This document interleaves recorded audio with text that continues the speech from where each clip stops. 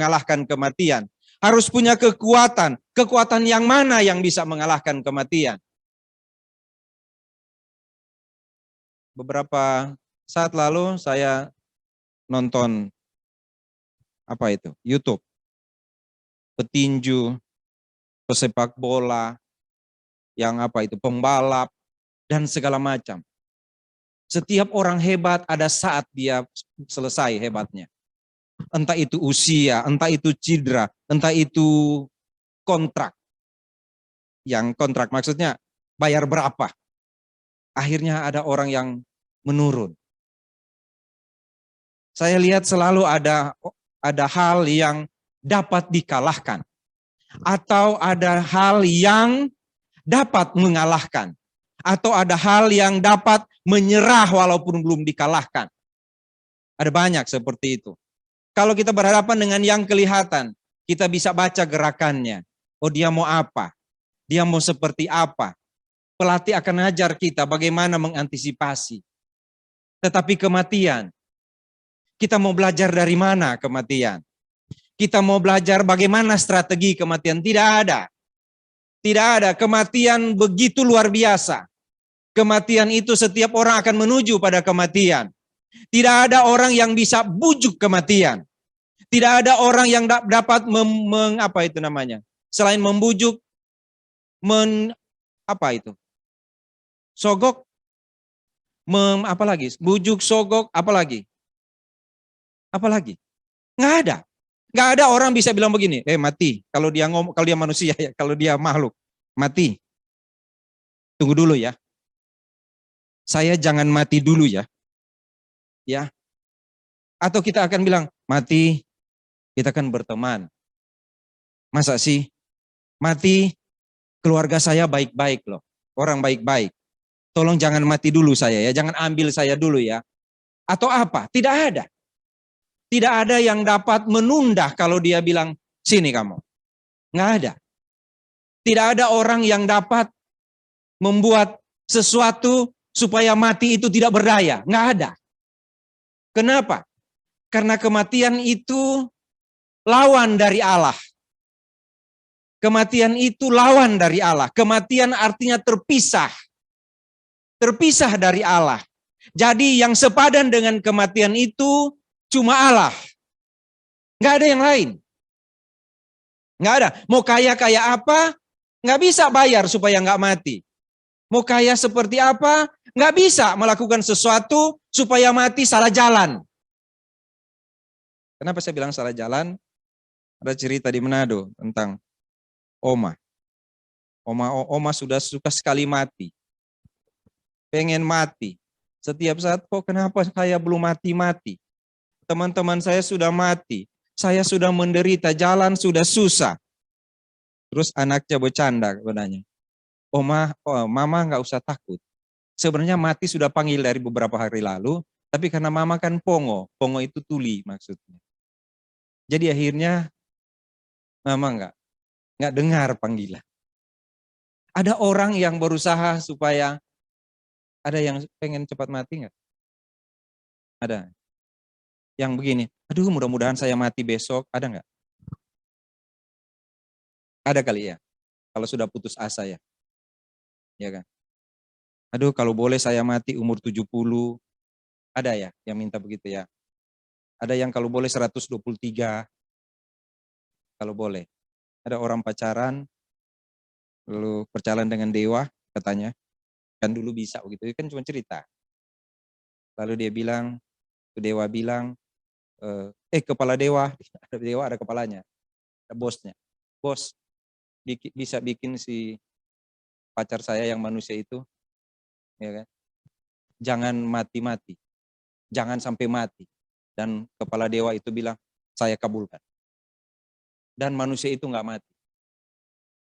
Mulai karena dia cantik, kalau dewa kan pacaran sama manusia yang perempuan maksudnya. Jadi si perempuan ini nggak mati-mati. Tapi tiap makin hari sudah 60 tahun masih gagah. Rambut masih dikit putihnya. 70 sudah mulai banyak putih, gigi jatuh 2. 71 gigi jatuh 3. bagian depan. Jadi senyum sudah mulai cuma nggak bisa ketawa. 80 jalan sudah mulai susah. 90, 100, 120, 130, 140 sudah nggak bisa jalan. Salah minta ternyata. Karena dia minta jangan mati. Nggak mati tapi tetap jadi tua. Jadi berdoa mesti pakai akal juga. Coba kalau dia minta, Tuhan biarlah pacar saya jangan jadi tua. Itu nggak jadi tua. Tapi kalau bilang jangan mati, tapi jadi tua kan. Nggak ada orang ternyata yang bisa lari dari kematian. Oh, ini jadi khotbah tentang mati ya? Iya soalnya tentang mati. Padahal khotbah ini tentang kebangkitan sebenarnya. Karena kita belum sampai di kebangkitan ini. Ini baru sampai di kematian. Tidak ada yang dapat lari dari kematian. Saya sudah bilang tadi, lawan dari kematian cuma Allah. Lawan dari, karena apa? Cuma Allah. Karena upah dosa ialah maut. Mati artinya terpisah dari Allah. Jadi mati itu terpisah dari Allah. Tidak lagi bersama-sama dengan Allah. Sehingga kalau orang mati tanpa Allah, dia terpisah selama-lamanya dengan Allah. Kenapa seperti itu? Karena dosa sesuatu yang luar biasa. Dosa itu melawan Allah yang kekal. Sehingga risikonya adalah kekal. Saya ulang. Dosa itu adalah melawan Allah yang kekal. Menghina Allah yang kekal. Sehingga risikonya adalah ditanggung dalam kekekalan. Dan Alkitab bilang, semua orang sudah berdosa, hilang kemuliaan Allah. Upah dosa ialah maut. Maut dan kerajaan maut dilemparkan ke dalam lautan api. Itu baru mati. Masih ada yang berikut. Ke dalam lautan api. Saya tanya kepada pemuda. Siapa di antara kalian yang sangat yakin tidak akan masuk ke dalam neraka? Dan semua bilang begini. Saya. Kenapa? Karena saya percaya Tuhan Yesus. Oh, mereka mengerti bahwa tidak akan ke neraka kalau bersama-sama dengan Allah. Kalau tidak salah, Andia, ini ada Ibu Deborah Cornelis ya, sama-sama.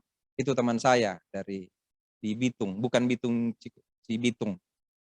Bukan Bitung di Banten, Bitung di Manado. Nah, Pak, Ibu Deborah ini punya teman, tapi sudah almarhum dia. Satu waktu karena saking semangatnya temannya itu bilang begini kami. Sony, kalau saya bersama-sama dengan Yesus di neraka sekalipun, neraka itu akan jadi surga. Hebat sekali. Masih ingat Deborah? Teman Anda mengatakan itu. Kalau saya bersama-sama dengan Yesus di neraka sekalipun saya nggak takut. Karena neraka pasti jadi surga. Nggak tahu itu teologi dari mana. Tapi ada yang seperti itu. Orang kalau bersama-sama dengan Tuhan terhindar dari neraka. Kenapa? Karena kalau terpisah dari Tuhan itu mati selama-lamanya. Kalau bersama-sama dengan Tuhan itu hidup selama-lamanya. Oke, sampai situ dulu mati ya. Sekarang kita masuk di sini. Ini baru intro di 15 menit ini. Kebangkitan kita. 1 Korintus 15 ayat 12. Saya baca perlahan-lahan pasti saudara mengerti. Jadi, bila mana kami beritakan bahwa Kristus dibangkitkan dari antara orang mati, bagaimana mungkin ada di antara kamu yang mengatakan bahwa tidak ada kebangkitan orang mati? Orang Korintus, yang sangat penting sudah kukatakan kepadamu, bahwa Yesus sudah mati dan bangkit, menampakkan diri dan naik ke surga. Bagaimana mungkin di antara kamu mengatakan bahwa tidak ada kebangkitan? Saya sudah katakan kepadamu, gitu Paulus bilang dalam 1 Korintus 15 ini. Kami adalah saksi bahwa Yesus mati dan bangkit. Minggu lalu saya bicara tentang ada 500 orang lebih melihat Yesus bangkit.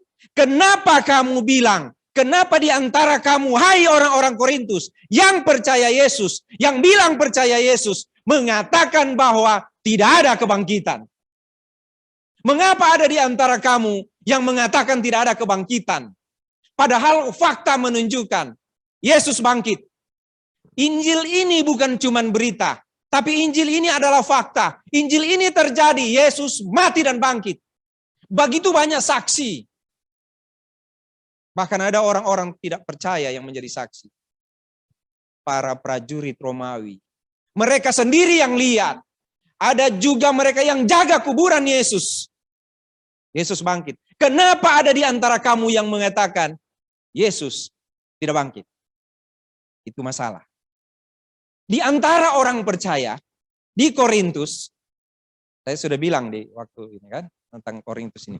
Orang Korintus itu adalah orang-orang percaya tapi datang ajaran yang salah sehingga mereka bangga pada pemimpin, pada pengajar, mereka bangga pada ajaran, mereka bangga pada karunia.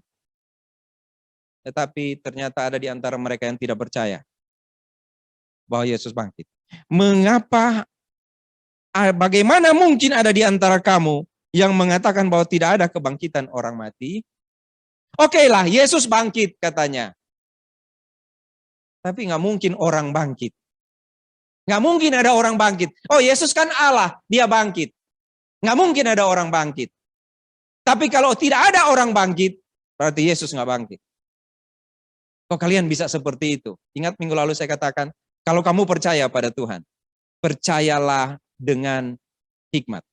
Percayalah bahwa Yesus benar-benar bangkit. Sebab kalau tidak ada kebangkitan orang mati, maka Kristus juga tidak dibangkitkan. Kalau tidak ada kebangkitan orang mati, maka Kristus tidak bangkit. Saudara lihat itu? Ada efek. Kalau tidak ada kebangkitan orang mati, maka Yesus tidak bangkit. Kalau Yesus tidak bangkit, maka sia-sialah pemberitaan kami. Jadi nggak guna kami menginjil. Karena Yesus nggak bangkit. Sementara Injil yang kami beritakan adalah Yesus bangkit. Kalau Yesus tidak bangkit, sia-sialah pemberitaan kami. Enggak cuma sampai di situ. Sia-sia juga kamu percaya. Sia-sia kamu percaya. Terus, lebih daripada itu ternyata kami berdusta terhadap Allah. Berarti kami berdusta terhadap Allah. Kenapa? Karena kami bawa berita dari Allah, kami bilang Yesus bangkit. Saudara lihat itu? Sia-sia, kalau Yesus tidak dibangkitkan, maka sia-sia pemberitaan kami, sia-sia kepercayaan kami, dan kami berdusta terhadap Allah, karena kami bilang bahwa Yesus telah bangkit. Ya, lalu jika benar orang mati tidak dibangkitkan, maka Kristus juga tidak dibangkitkan. Dan jika Kristus tidak dibangkitkan, maka sia-sialah kepercayaan kamu, dan kamu masih hidup dalam dosamu. Saya baru bilang tadi di awal, sepadan dengan kematian, maksudnya yang bisa mengalahkan kematian, yang bisa berkuasa atas kematian, cuma Yesus, cuma Allah. Jadi, kalau ada orang tidak percaya Yesus mati dan bangkit, maka kamu tetap hidup dalam dosamu. Saudara mau tahu dunia ini sedang apa sekarang? Sedang hidup dalam dosa.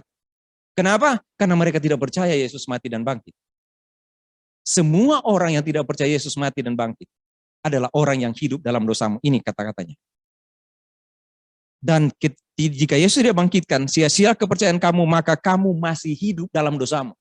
Setiap orang yang tidak percaya Yesus mati dan bangkit, dia adalah orang yang sedang hidup di dalam dosa. Dan apa risiko dari dosa itu? Maut.